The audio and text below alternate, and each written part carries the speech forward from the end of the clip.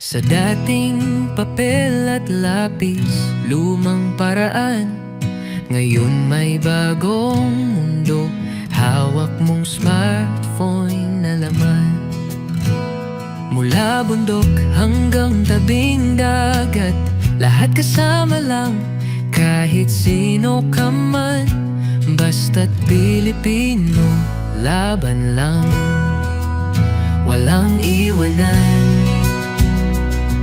Tara na't sumabay sa digital na agos, sabay-sabay, lahat magkaisa, walang maiwan.